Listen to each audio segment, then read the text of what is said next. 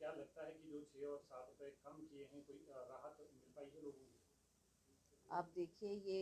Petrol diesel के दाम जो पिछले कई वक्त से बढ़ाए जा रहे हैं, उस पर निरंतर बढ़ोतरी हुई है और अब जाकर इन्होंने ये कहा है कि हम इसके दामों को कम करते हैं। ये मैं समझती हूँ कि इलेक्शन को ध्यान में रखते हुए कि हमारे राज्य में जो इलेक्शन होने जा रहे हैं उससे लोगों को लुभाने की बात ये कर रहे हैं, और इस तरीके के प्रलोभन देख के मैं समझती हूँ लोगों को गुमराह करने का प्रयास जो किया जा रहा है वह बहुत ही निंदनीय है। इसको अभी स्टेट गवर्नमेंट ने इम्प्लीमेंट नहीं किया है, कोई लोगों को बड़ी भारी इसमें राहत नहीं मिली है। और जहाँ तक प्राइसेस की बात है, आप सब जानते हैं कि जब पेट्रोल और डीजल के प्राइस बढ़ते हैं तो हमारे अन्य पदार्थों के भी समय समय पर बहुत उसमें वृद्धि हुई है। आप चाहे हमारा पेट्रोल, डीजल, गैस और खाद्य पदार्थ को भी देखेंगे तो उनमें इन पिछले कुछ समय में बहुत ही वृद्धि सरकार ने की है। तो इसके लिए भी हम सरकार का बार बार विरोध करते रहे, बार बार अपनी आवाज़ को उठाते रहे कि हमारे लोग जो कि जब पिछले चुनाव हुए थे उस टाइम आदरणीय प्रधानमंत्री जी नरेंद्र मोदी जी यहाँ आकर कह के गए थे लोगों को कि हम जो मूल्य है हर चीज़ का काम कम करेंगे, प्राइसेस को रिड्यूस करेंगे, और उसी तरह से उन्होंने हमारे बच्चों को रोजगार देने की भी बात की थी। अब जब चुनाव नज़दीक आ गया, इन्होंने इतने सालों में इसमें कोई गौर नहीं किया, ना कोई प्राइस राइज कम हुए और ना ही हमारे बच्चों को रोजगार मिला। तो अब इस चुनावी वर्ष में इस तरीके की जो घोषणाएं ये लोग कर रहे हैं, उससे लोग भी समझ रहे हैं इस बात को कि ये एक प्रलोभन है, लोगों को उलझाने का प्रयास कर रहे हैं, और ये कहकर कि हमने इतना दाम घटा दिया। हम इनसे पूछना चाहते हैं कि आपने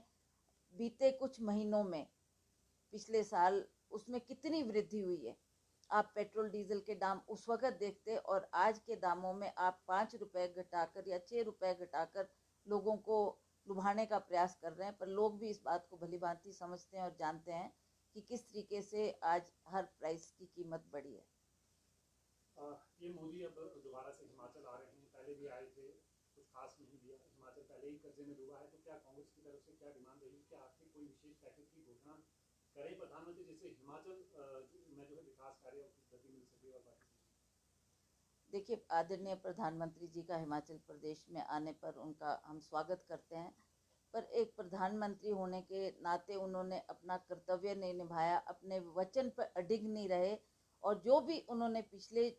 मर्तबा जब वो आए थे हिमाचल प्रदेश, उन्होंने बहुत से वायदे लोगों से किए थे। जैसा मैंने आपको कहा, चाहे ये प्राइस राइज की बात है, चाहे अनएम्प्लॉयमेंट की बात है, इस पर लोगों ने उनको वोट भी दिया, उनको सत्ता में भी लाया। पर आज प्रधानमंत्री जी दोबारा हिमाचल प्रदेश का दौरा करना चाह रहे हैं, तो हम कांग्रेस के लोग और कांग्रेस विचारधारा के लोग उनसे ये प्रश्न करना चाहते हैं कि प्रधानमंत्री जी बार बार यहाँ पर आकर लोगों में बड़ी बड़ी बातें करके जाते हैं, पर धरातल पर कुछ भी नहीं है। और उसी तरह से जो हिमाचल प्रदेश एक आर्थिक दौर से गुजर रहा है, हम चाहते हैं कि आदरणीय प्रधानमंत्री जी एक पैकेज की बात करके जाए, कुछ मदद करे हिमाचल प्रदेश की, ताकि हम इस जो कर्जे में हमारी सरकार डूबी है उससे उबार हो सके, और उस पैकेज के लिए लोग आतुर है कि कब प्रधानमंत्री जी आकर इस प्रकार की घोषणा करेंगे। दूसरा, मुख्यमंत्री का कहना है कि जो राजनीति जो पेपर लीक मामले में कांग्रेस कर रही है, हालांकि जो प्रदेश सरकार द्वारा तथ्य लिए हैं, एसआईटी भी की है, सीबीआई को भी जांच कर दी है, और उनका ये कहना है कि सिर्फ राजनीतिक खेल जो है कांग्रेस कर रही है, इसमें देखिए, ये कोई राजनीति की बात नहीं है। जो तथ्य हमारे सामने आए हैं, जिस तरीके का ये बड़ा भारी स्कैम